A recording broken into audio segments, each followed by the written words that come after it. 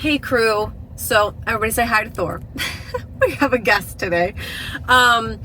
So this is going to be a bit of a different video for two reasons. Is one, it's completely unscripted and I'm going to get a little bit vulnerable. I think part of our processes are meant to be kept private, and usually I do that with just my close friends and family. But this one I feel I need to share. And number two is because I almost didn't actually make this video for that reason alone. But it kept nagging at me. And if there's anything that I've learned, it's that if something continues to nag at my heart and at my soul, then it's for a reason and I need to listen to it. So I'm going to, and maybe it's just one person that needs to hear this. Maybe it's multiple, but whether it's one or multiple, here it goes. So I'm making this video during my self-proclaimed quarantine, which the first change I'm going to make is I'm going to stop calling it quarantine. I believe that words have power, and what we call things, we're going to associate with them. So quarantine has a negative connotation to it.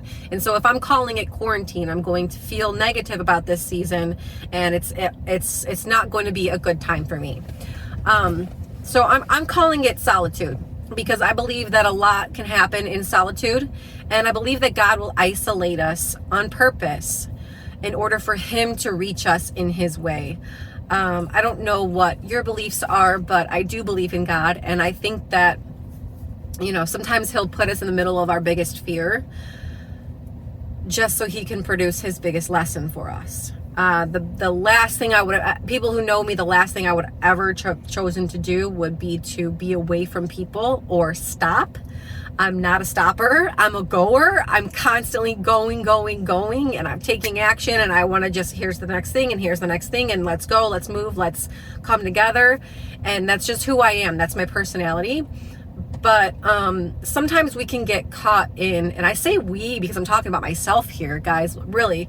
I believe that by me sharing my story, I can 100% guarantee that somebody out there can relate to it, because we're all human beings. We all have the same needs, the same desires that need to be fulfilled.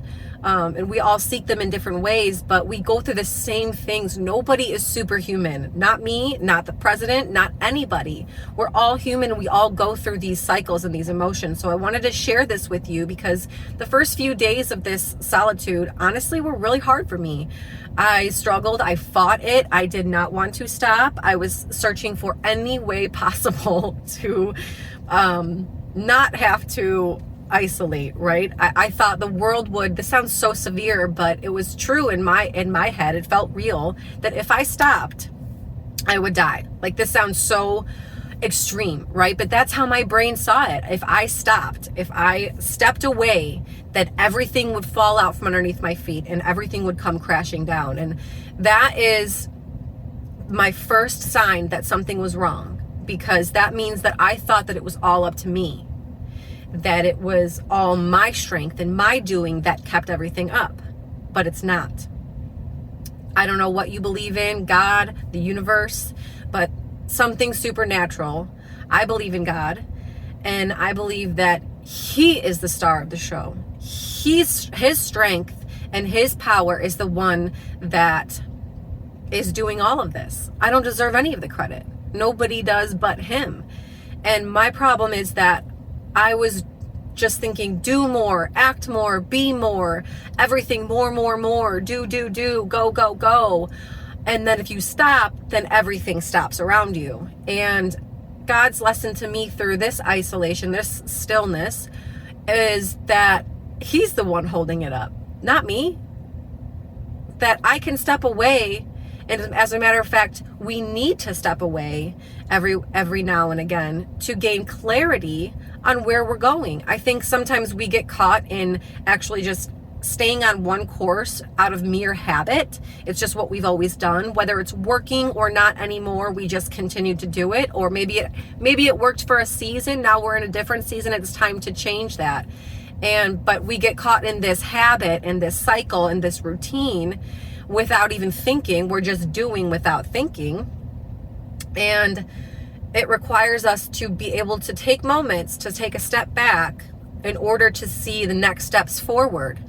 And for me, that was exactly what this time was designed to do. I was just doing the same things that I knew how to do, and they were semi-working. But if I want to go to where I feel I'm called to go, then I need to change things.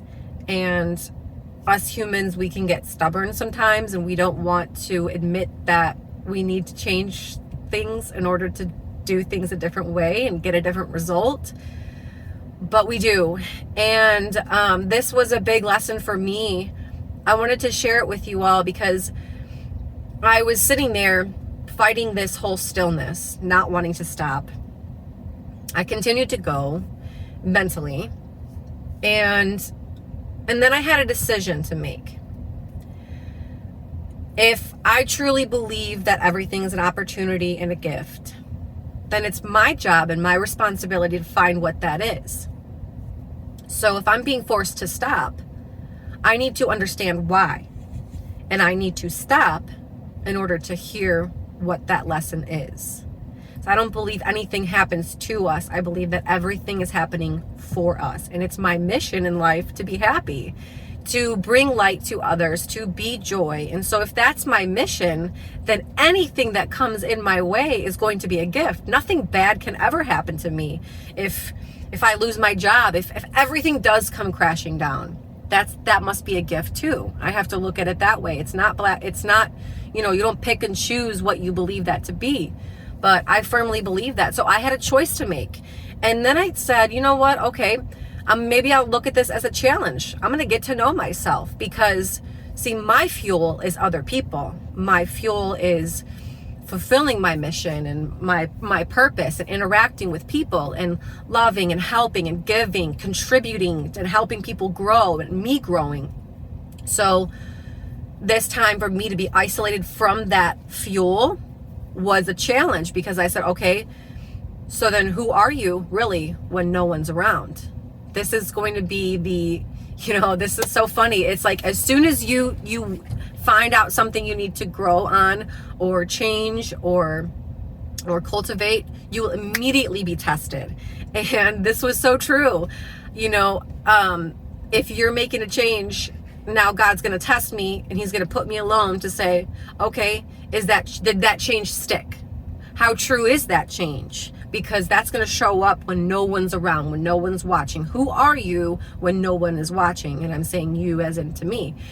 And so anyway, like I said, this is turning into a long one because I told you it's unscripted, but it's just coming from the heart.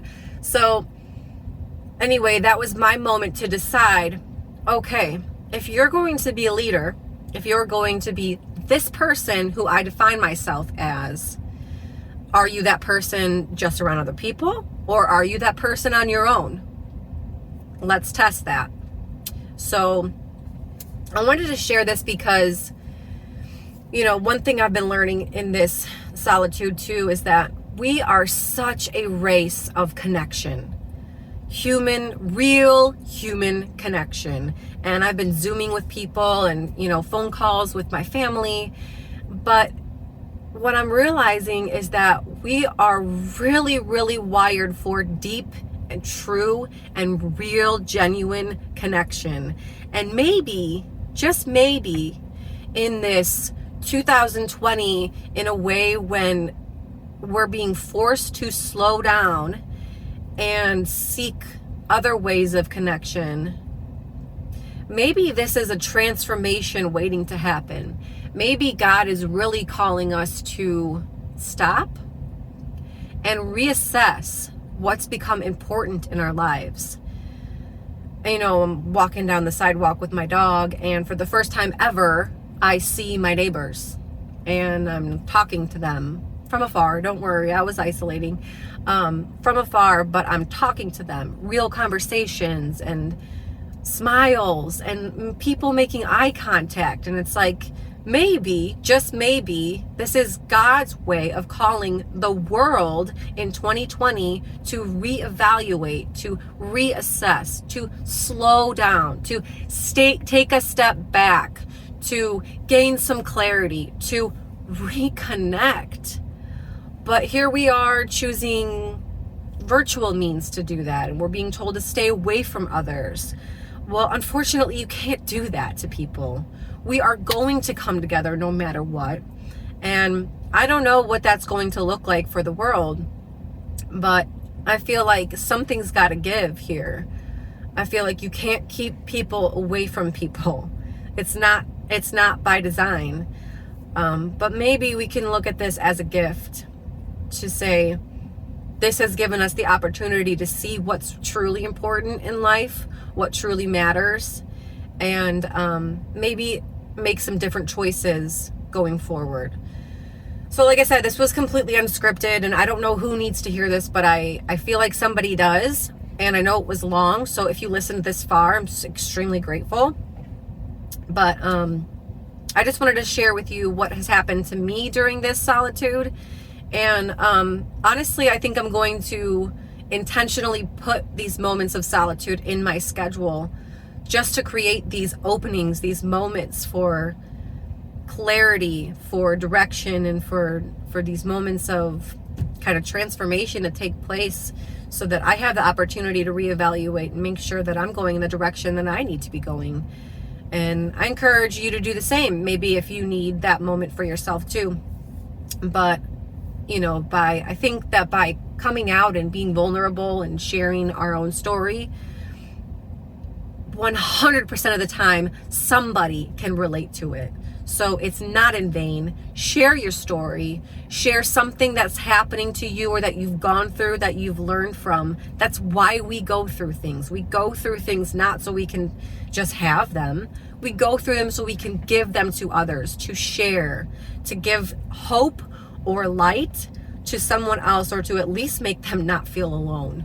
So that's my piece today. I hope everybody had a wonderful Sunday. And if you're seeing this later, I hope you're having a great day. But again, thanks for sticking with me this long. And I just wanted to share that piece with you. If it resonated at all, or if you have additional feedback, please feel free to drop it in the comments below. Have a great day, guys.